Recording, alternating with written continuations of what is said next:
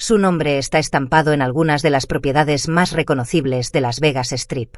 Pero ahora, la Junta de Control de Juegos de Nevada dice que ese nombre está manchado. Según el Wall Street Journal, el multimillonario de los casinos pagó un acuerdo de $7.5 millones a una manicurista anónima que trabajaba en su hotel insignia.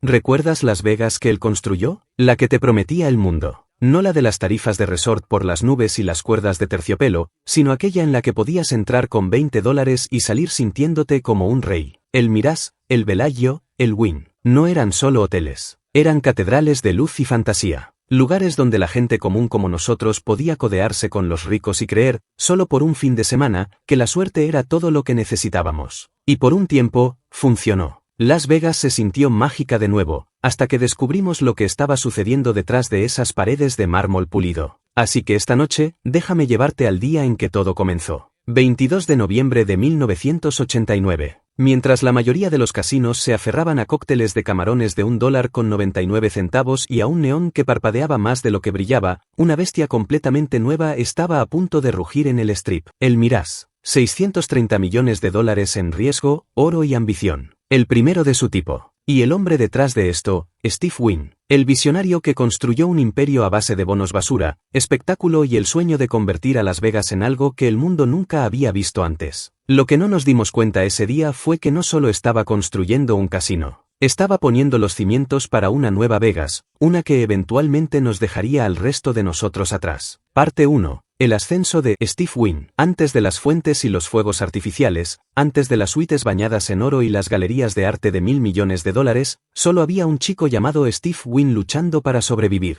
No creció con dinero. Su padre dirigía salas de bingo ilegales en el este. Y cuando murió, dejó algo que ningún hijo quiere heredar: deudas de juego y una mala reputación con gente muy peligrosa. Wynn tenía una opción: irse o pagarlo todo. Eligió pagar. Cada centavo. Ese tipo de carga te rompe o te endurece. Para Steve, hizo ambas cosas. Para 1972, el chico que nadie tomaba en serio se había abierto camino hasta conseguir el interés mayoritario de una pequeña propiedad en el centro, el Golden Nugget. Ahí es donde comenzó la leyenda. No estaba construyendo solo casinos. Estaba construyendo sueños. Entendió algo que los viejos jefes de Las Vegas nunca entendieron: la gente no solo quería apostar, querían sentirse importantes. Luego vino la idea que cambiaría Las Vegas para siempre: el Mirage. En ese momento, sonaba a locura. El casino promedio en el Strip costaba quizás $200 millones para construirse. Wynn proponía uno que costaría más de $630 millones. Todo financiado a través de bonos basura de alto rendimiento. Wall Street lo llamó suicidio financiero. Dijeron que necesitaría ganar más de $1 millón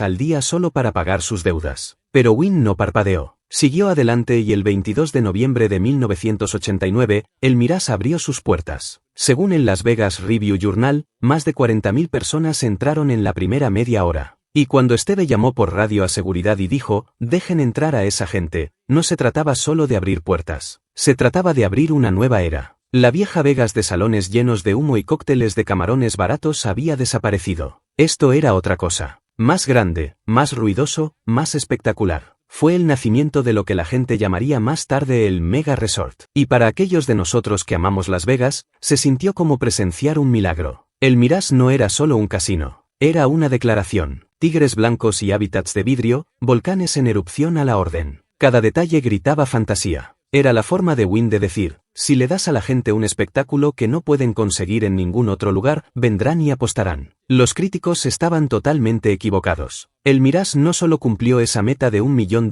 al día, la aplastó. El turismo en Las Vegas explotó, subiendo un 16% en 1990, uno de los mayores saltos en la historia de la ciudad. El gobernador Bob Miller llamó al lugar disneyesco. Incluso comparó a Wynn con el mismísimo Walt Disney. Y honestamente, en ese momento, se sentía cierto. Parte 2. El imperio se expande. Después del Mirage, Steve Wynn no era solo un magnate de los casinos. Era el arquitecto de Las Vegas moderna. Y si el Mirage fue su obra maestra, fue solo el comienzo. Solo unos años después, decidió construir algo justo al lado, un lugar que tomaría la misma magia y añadiría un poco de travesura. El 27 de octubre de 1993, Treasure Island abrió donde solía estar el estacionamiento del Mirage, a un costo de $450 millones.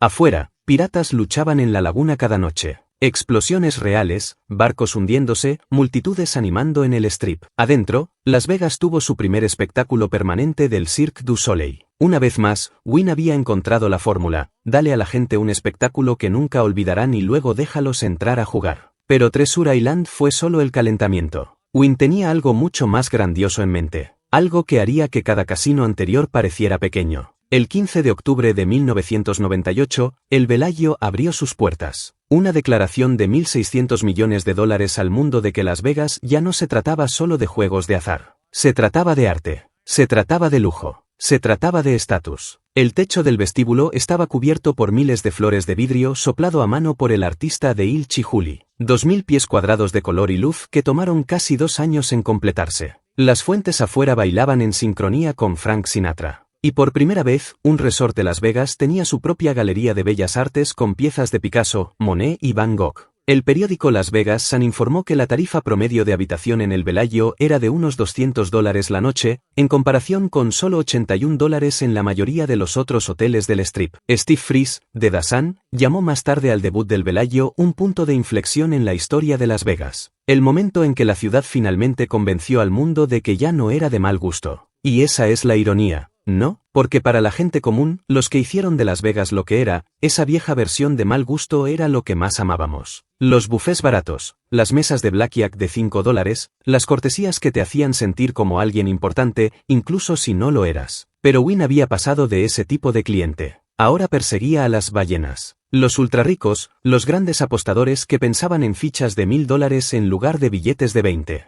El Bellagio tenía salones privados donde la apuesta mínima era de $1.000 por mano, y bungalows que costaban $1.250 la noche, construidos solo para VIPs extranjeros. Las Vegas ya no era para todos. Era para los pocos que podían permitirse fingir que el dinero no importaba. Luego, en junio del año 2000, Wynn vendió todo Mirage Resorts, el trabajo de su vida, a MGM Grand por $6.600 millones. Hizo una fortuna, $21 por acción, y se fue con los bolsillos llenos y un legado grabado en piedra. Pero 5 semanas antes de que esa venta se cerrara, hizo su siguiente movimiento. Wynn compró el D13 por $270 millones, lo demolió y prometió construir algo aún más grande. Lo que vino después sería su visión más grandiosa hasta el momento y, en muchos sentidos, el comienzo de su ruina. Parte 3. El imperio se mueve al este. A principios de los años 2000, Steve Wynn ya había reformado el Strip 2 veces. Pero si el Mirage lo convirtió en una leyenda y el Bellagio lo convirtió en un dios, su próximo proyecto lo haría intocable. Cuando vendió Mirage Resorts a MGM por $6.600 millones, todos asumieron que se retiraría. Lo había hecho todo. Reinventó Las Vegas, cobró una fortuna y se fue con el tipo de riqueza con la que la mayoría de los hombres solo sueñan. Pero Steve Wynn nunca fue hecho para el retiro. Solo 5 semanas antes de que la venta se cerrara oficialmente, soltó $270 millones para comprar el D13, uno de los iconos más antiguos del Strip. Y luego, con la calma de un hombre que ya había reescrito las reglas, lo demolió. El 28 de abril de 2005, el mundo observó cómo Wynn Las Vegas abría sus puertas, un monumento de $2.700 millones a la riqueza, la perfección y el control. No era solo otro resort, era la declaración personal de Steve Wynn al mundo: yo soy Las Vegas. Cada pulgada de esa propiedad goteaba intención, desde los pisos de mosaico floral hasta el lago afuera que brillaba como vidrio. Estaba diseñado para sentirse costoso antes de que gastaras un centavo. Y por un tiempo, funcionó. Wynn Las Vegas se convirtió en el patio de recreo definitivo para la élite, donde las llaves de la habitación se sentían más pesadas y las apuestas mínimas más altas que los cheques de pago de la mayoría de la gente. Pero las ambiciones de Wynn eran más grandes que Nevada. Tenía los ojos puestos en la próxima frontera, Macao, un pequeño territorio chino que acababa de abrir sus puertas a operadores de casinos extranjeros. El 6 de septiembre de 2006, Wynn Macao abrió su primera propiedad internacional y su apuesta más audaz hasta el momento. En pocos años, esa apuesta pagó más grande de lo que nadie imaginó. Para el último trimestre de 2017, las operaciones de Macao generaron alrededor de $1.300 millones del total de $1.700 millones en ingresos de Wynn Resorts, aproximadamente el 76% de todos los ingresos de la compañía. Macao no era solo otro mercado, era el mercado. Wynn dobló la apuesta nuevamente con el Wynn Palace, que abrió el 22 de agosto de 2016 en el distrito Cotai de Macao. El costo se había inflado a $4.100 millones y Wynn lo llamó el proyecto más ambicioso, agresivo y encantador que jamás había construido. El resort contaba con 1.700 habitaciones, góndolas deslizándose a través de un lago de espectáculos y diseños tan lujosos que se sentía como entrar en una fantasía real. De vuelta en casa, en Las Vegas, observábamos todo esto con emociones encontradas. Claro, sus propiedades eran impresionantes, pero lentamente el alma de la ciudad estaba cambiando. Los mínimos de las mesas seguían subiendo. Las máquinas tragamonedas se volvieron más apretadas. Esas cortesías fáciles que una vez nos hicieron sentir valorados, desaparecieron. Las mesas de blackjack de $10, prueba con 50 ahora. Buffets que una vez costaron unos pocos dólares, $60 por cabeza, si es que podías conseguir una reserva. Las Vegas estaba ganando más que nunca, pero de alguna manera, la gente no. No lo sabíamos entonces, pero las grietas en el imperio de Wynn ya se estaban formando, y pronto se abrirían de par en par. Parte 4. La caída de Steve Wynn. Es extraño mirar atrás ahora. Durante décadas, Steve Wynn fue el hombre que era Las Vegas, su soñador, su showman, su niño dorado. Pero solo hizo falta un titular para destrozar esa imagen para siempre. En Las Vegas, su nombre es sinónimo de lujo, pero esta noche, Steve Wynn está bajo fuego. Wynn es acusado de conducta sexual inapropiada por docenas de empleados, acusaciones que él niega. Una queja presentada dice: el señor Wynn ha violado repetidamente los estatutos y regulaciones de juego de Nevada, trayendo descrédito al Estado y a su industria del juego. No es apto para estar asociado con una empresa de juegos. Según CNBC, las acciones de Wynn Resorts se desplomaron casi un 10% el mismo día que salió la historia, borrando alrededor de $2.000 millones en valor de mercado. Para el lunes, cayó otro 9%, cerrando alrededor de $165 por acción, un colapso del 18% en solo unos días. Grandes bancos como Morgan Stanley y UBS degradaron la compañía de la noche a la mañana. Las consecuencias llegaron rápido. En 24 horas, Wynn renunció a su cargo como presidente de finanzas del Comité Nacional Republicano. La Junta de Control de Juegos de Nevada, la Comisión de Juegos de Massachusetts e incluso los reguladores de Macao lanzaron investigaciones. El 6 de febrero de 2018, solo 10 días después de que estallara la historia, Steve Wynn renunció como director ejecutivo y presidente de Wynn Resorts, el imperio que construyó con su nombre en cada pared.